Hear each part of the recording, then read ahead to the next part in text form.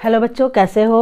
और आज हम लोग कर रहे हैं अपने विज्ञान में क्लास 8th में कर रहे हैं हम लोग विज्ञान की अभ्यास कार्य पुस्तिका। और इसके अंतर्गत हम लोग करेंगे इकाई 10 फसल उत्पादन।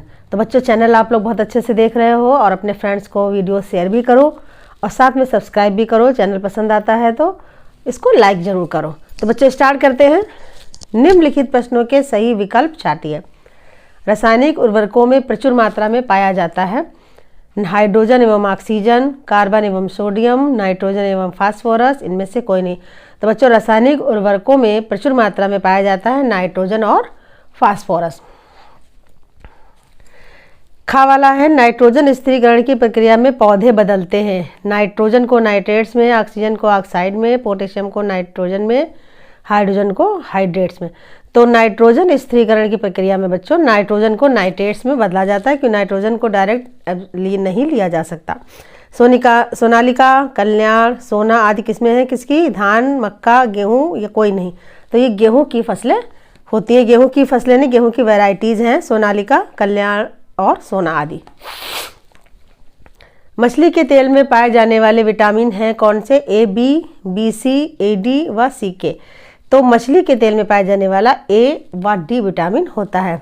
उथली जुताई की जाती है हैरो द्वारा, डिबलर, सीड ड्रिल या कोई नहीं। तो हैरो के द्वारा उथली जुताई की जाती है। आगे बढ़ते हैं बच्चों।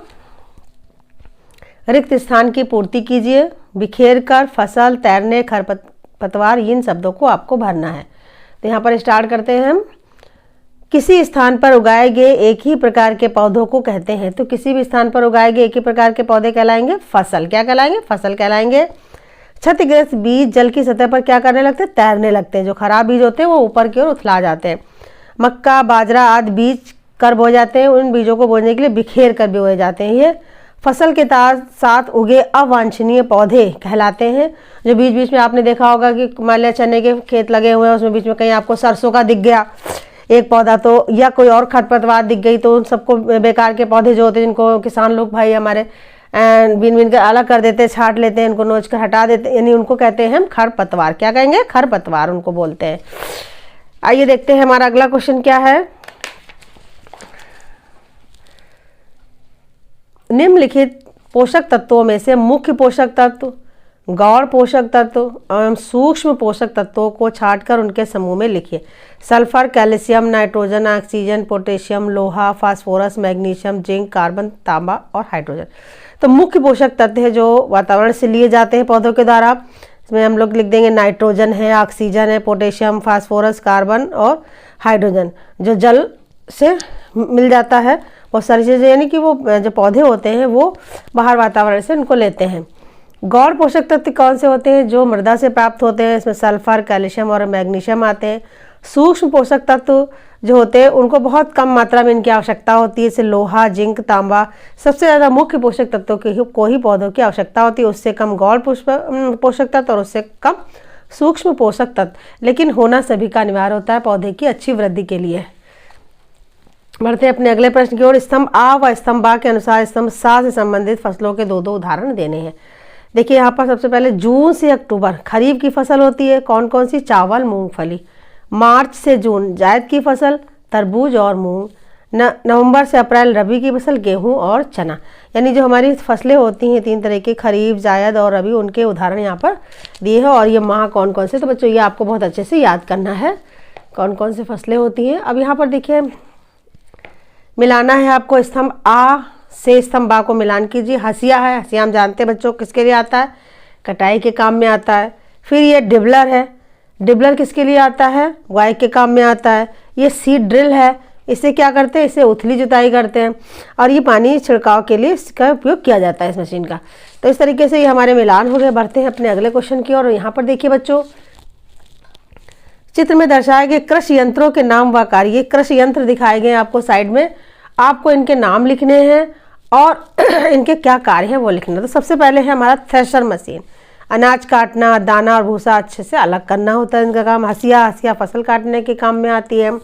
डिबलर फसल बुआई के काम में आती है। और ये हार्वेस्टर फसल की कटाई, नीचे वाला है लास्ट, हार्वेस्टर फसल की कटाई, कुटाई व सफाई दोनों में काम आता है। अगला प्रश्न हमारा है निम्नलिखित के एक शब्द में उत्तर दीजिए। खरपतवार को हटाने की प्रक्रिया को कहते हैं बच्चों खरपतवार नियंत्रण।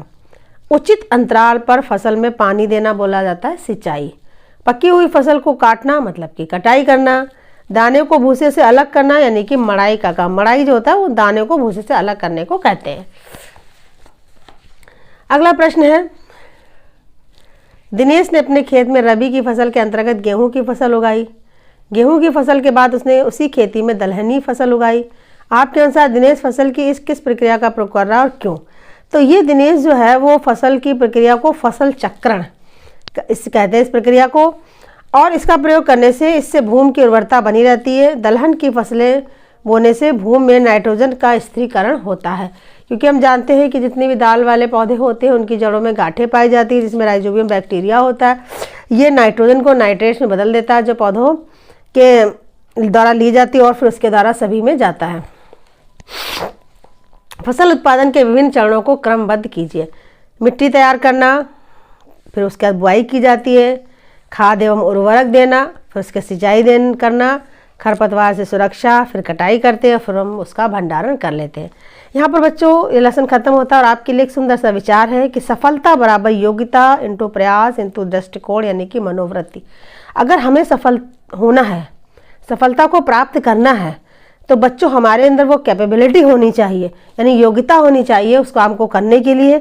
और उस योग्यता के साथ साथ अगर हम बहुत ज़्यादा पढ़ने में तेज है लेकिन हम पढ़ेंगे नहीं तो फिर हम अच्छे नंबर कैसे लाएंगे, कैसे सफल हो सकते हैं, कैसे हम अपने उद्देश्य को प्राप्त कर सकते हैं? तो योग्यता के साथ साथ हमें प्रयास करना होगा, मेहनत करनी होगी, लगातार परिश्रम करना होगा। और इसके साथ साथ हमारा जो दृष्टिकोण है, हमारी जो मनोवृत्ति वो सकारात्मक होनी चाहिए, हमेशा पॉजिटिव थिंकिंग होनी चाहिए। ऐसा ना हो कि एक बार अगर हमारे कुछ कम नंबर आ गए तो हम हतोत्साहित हो जाएं, हमारे अंदर नकारात्मकता की भावना हो जाए कि अब हम ये नहीं कर पाएंगे। ऐसा नहीं होना चाहिए। यानी आप में जो आपका जो सोचने का नज़रिया है वो हमेशा पॉजिटिव होना चाहिए, सकारात्मक होना चाहिए कि हम कर लेंगे, यानी हम कर सकते हैं और हम करेंगे। तो कहने का मतलब क्या हुआ कि सफलता जो होती है वो योग्यता, प्रयास और दृष्टिकोण तीनों को मिलाकर प्राप्त होती है। इन तीनों में से किसी की भी कमी नहीं होना चाहिए और मुझे पूरी उम्मीद है कि आप इन तीनों का पालन करने के साथ साथ सफलता को प्राप्त करेंगे। तो मिलते हैं बच्चों अगली वीडियो में। Thank you.